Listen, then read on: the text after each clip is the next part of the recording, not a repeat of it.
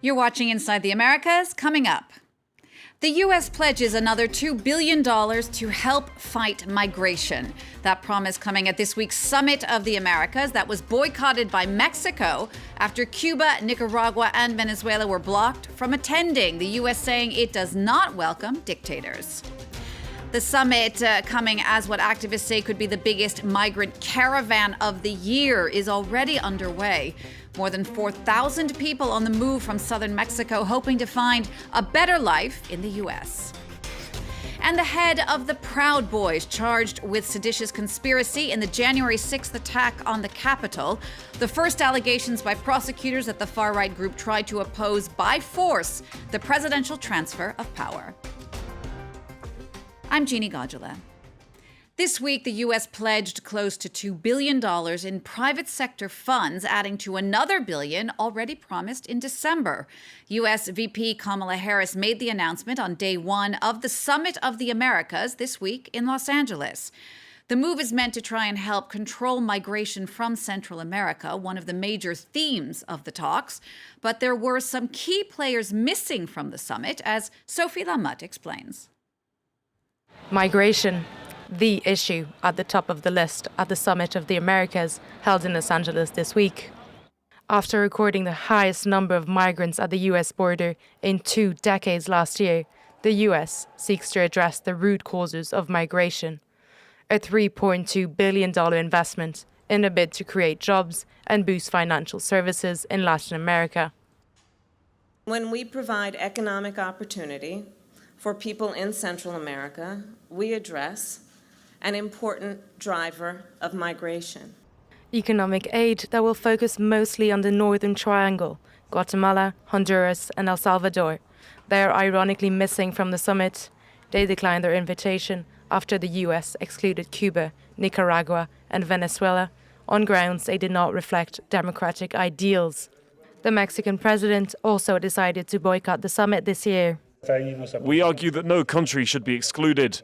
No country has the right to tell another how to govern itself.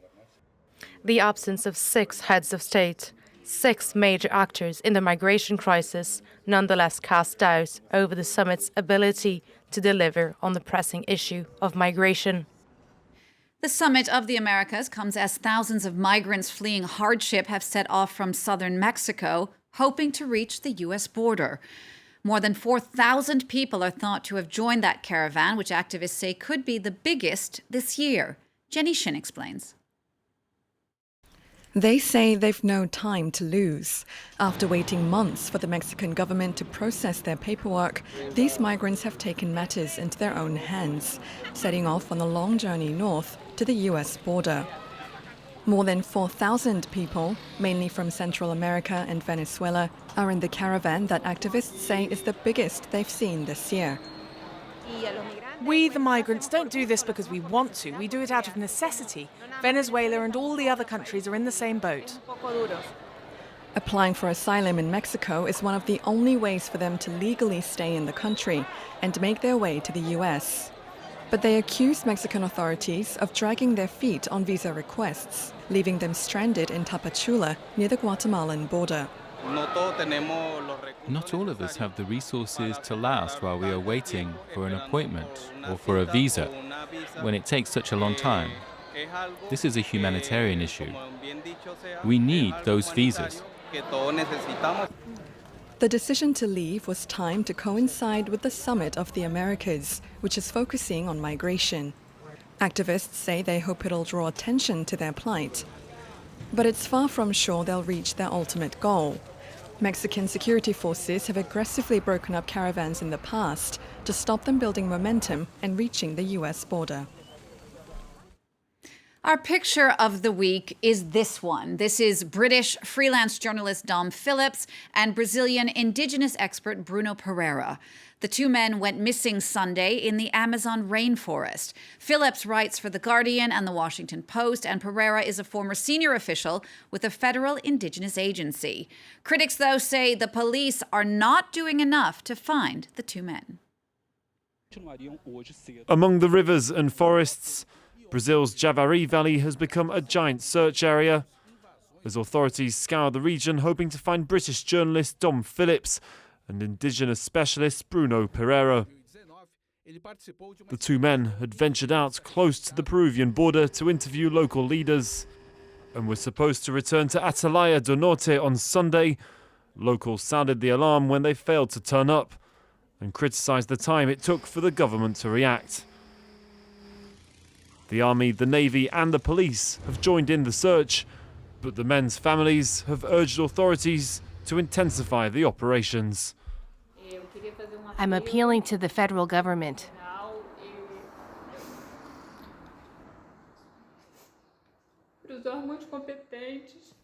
And the competent authorities to intensify the search efforts because we still have some hope of finding them.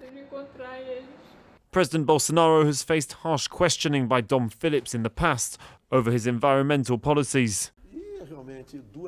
Really, two people on a boat in a region as wild as that, it's not a recommended adventure. Anything can happen. It could be an accident. It could be that they were executed. The region is threatened by illegal loggers, gold miners, and serves as a transit route for drug traffickers. The pair have received numerous death threats, including one just last week, and violence has been growing in the area. Now to the U.S., and while Joe Biden's administration is still struggling to push through more gun control, the state of New York has already taken action. This week, it raised the age limit to buy semi-automatic weapons from 18 to 21. The move is part of the most sweeping anti-gun package in the nation, coming after 19 students and 2 teachers were killed in a school shooting in Uvalde, Texas last month. Now, Uvalde is the home of Oscar-winning actor Matthew McConaughey, and while he may be a gun owner himself, he's stepping up as a major voice in the fight for gun control. He gave an impassioned speech at the White House this week, and it was a pair of green sneakers that really hit home. McConaughey explained how they were the only way to identify one 10-year-old girl, her body so mutilated by exit wounds she was unrecognizable. Here's more of what he had to say. We need background checks. We need to raise the minimum age to purchase an AR-15 rifle to 21. We need a waiting period for those rifles. We need red flag laws and consequences for those who abuse them. And look, as divided as our country is, this gun responsibility issue is one that we agree on more than we don't. It really is. Well, also this week, a leader of the Proud Boys and 4 other members of the far-right group were indicted on charges of sedition linked to the January 6th assault on the U.S. Capitol. Those are the most aggressive charges yet brought by the Justice Department against the Proud Boys, and the first allegations by prosecutors that the group tried to oppose by force the presidential transfer of power. Nick Rushworth has the details. The Proud Boys are a male-only neo-fascist group engaged in political extremism and violence. They came center stage literally on the 6th of January 2021 to proclaim their pride in being Americans. 5 of them have been indicted for planning the attack on the Capitol building that day. Authorities say they dismantled barricades and directed and led people inside. They were among hundreds of supporters of President Donald Trump, angry at his defeat and seeking to overturn Joe Biden's victory by force. We've already been through this. Trump months before had directed a message to the Proud Boys. Would you like me to condemn Proud Boys? and Proud Boys, stand back and stand by. But I'll tell you what. Somebody's got to do something about Antifa and the left, because this is not a right-wing problem. The 5 members of the Proud Boys indicted for seditious conspiracy are Ethan Ordine, a member of the group's National Elders Council, Joseph Biggs, a Proud Boys organizer, Zachary Rail, president of the group's chapter in Philadelphia, Proud Boy member Dominic Petzola, and the group's former chairman and its top leader Enrique Tarrio, He was not in Washington on the 6th of January. He had been arrested 2 days before for vandalizing a Black Lives Matter banner during a pro-Trump march. Authorities, though, say he helped put the violence into motion. The revelation he had been an informer for the FBI between 2012 and 2014 caused significant friction within the Proud Boys organization. The sedition charges now are not the first. 11 members of the anti-government Oath Keepers militia were indicted in January. 3 of them agreed to plead guilty.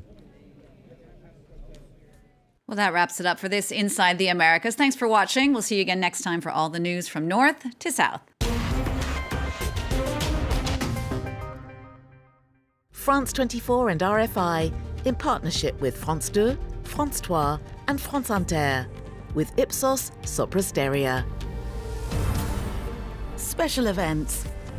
Now that France has re-elected its president, who gets to rule this house? At the National Assembly, the magic number is 289 seats. How different will the new French parliament be from the old one? Join us on election night here on France 24. Watch the 2022 legislative elections live on France 24 and France24.com. Thanks very much for staying with us. Time now for Eye on Africa with me, Georgia Calvin-Smith. All the latest in politics, economics and the arts in Africa on France 24. Our journalists are in every region, every country, to report on the emergence of a continent of unparalleled riches. Bringing you Africa's stories on France 24. Thanks for joining us. Do so again. Take care. Liberté, égalité, actualité.